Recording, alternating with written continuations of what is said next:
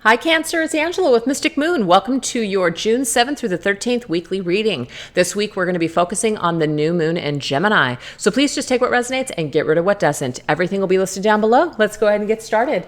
So let's take a look and see what is your overall theme for this new moon in Gemini this week for Cancers. What is the overall theme? We have triggers, okay?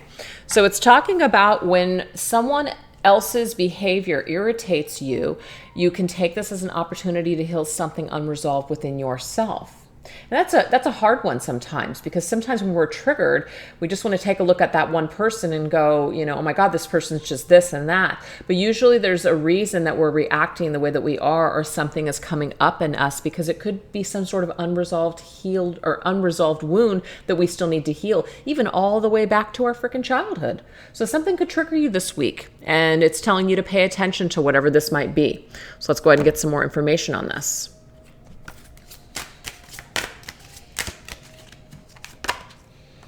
We have labyrinth, twists and turns, no shortcuts to your destination. What this is ultimately doing, you guys, is actually bringing you closer to yourself. So pay attention to these triggers. You might be doing some shadow work. It might not be the most comfortable energy to be in, but what it's doing ultimately, though, is it's bringing you to the destination of yourself. It's helping you to awaken to certain things. Astral projection withdrawn, okay? So some of you guys could really be using maybe your dreams, or a lot of things are actually coming out in your dreams. So maybe just pay attention to what that is, write nightmares down, or even just things that come to you through dreams, because there's something that's just really helping you to kind of put the pieces together. And there's certain energies that are also coming up because they're triggers or unresolved issues. So do some dream work, maybe even do some exercises before you go to sleep, or maybe even upon awakening, like I said, maybe some sort of meditation or something where you're actually withdrawing from the physical world and going deeply within yourself, because that's what it really is. You're going deeply within yourself, okay? So let's see what the tarot wants to tell you. What is the tarot messages here for Cancer this week when it comes to maybe doing some shadow work or dealing with some triggers or traumas? Okay, so we do have the Seven of Pentacles, which says reevaluation. It does give us an opportunity to kind of reevaluate where we're at and what we want to do with our lives moving forward. So maybe we've gotten stuck or triggered along the way, and maybe we've lost our way, because you can clearly see that these people are kind of lost on their path. There's been lots of twists and turns. There's just a lot of things that might be at play here. So we need to kind of pay attention to what's happened, why it's happened, and what we can do to resolve things so we can move forward in a better way. Yeah, because the Ace of Pentacles is here, but it's reversed. So this just means that we can't really move forward until we clear up things from the past. So if you don't want the same things to keep showing up over and over again in your life, you're going to have to get to the root issue or the root reason why it might be happening. So a lot of self-reflection. I love this Pentacles energy. You're being given an opportunity this week with the new moon in order to maybe write some things down, make some new goals, set some intentions of things that you want to bring into your life. This could be, of course, related to a job as well, with all of those Pentacles energy. It could be making money, or maybe your living situation, or what you're doing with your physical body even. Maybe you want to make some new goals in regards to that. So this is about withdrawing this week, going within, visiting your shadow, paying attention to your triggers, figuring out where things have kind of twisted and turned in your life and why, and really writing your feelings down or journaling this week, and maybe even doing some dream work as well, meditation. Wow. All right, so that's going to be your theme this week, if that resonates with you guys, you Cancers. So let's now take a look and see what is our earth energy. Our earth energy could be our physical bodies, our physical world, our finances, or our career. What is your theme this week, Cancer, for that? We have the owl, okay? This has something to do with shadows, I'm telling you. You're going deep within yourself. You're consulting your guardian of the underworld, and you're safe when you do this, okay? Some of you might even also work with an animal spirit, or maybe even an owl. This owl, though, is you're meant to obtain wisdom. It says guardian of the underworld. So you are being guarded and protected as you kind of go into these shadows, and there's some sort of secrets, but it embraces these shadows, and it brings you a lot of wisdom and insight, so you can can have new perspectives with things. So some sort of deep soul growth is happening for you this week. You're going on a little bit of a journey of the soul, a labyrinth. Some of you guys might even visit, like a spiritual place that has a labyrinth, like walking the labyrinth or something. I know Sedona has those. So you're doing something. Okay, so we do have the Three of Swords, heartache. So anything that has caused you pain in your life along the way, it might be still residing within your physical body. Some sort of traumas, something that may have happened to you that has just broken your heart and really disappointed you. Some of you guys could have issues with weight. So your physical body now has become this vessel of, holding on to this toxicity, or maybe even using food in order to cope, or even other things, substances. And if it's not a physical thing for you guys, it could just be that you've experienced a lot of heartache and sadness when it comes to just who you are in the world. And also how other people interact with you, maybe even your career, etc. So there's something that you're going to really be examining this week. So let's take a look at your mental space and thoughts or communication. We have the Maiden and we have the sign of Virgo coming through with that.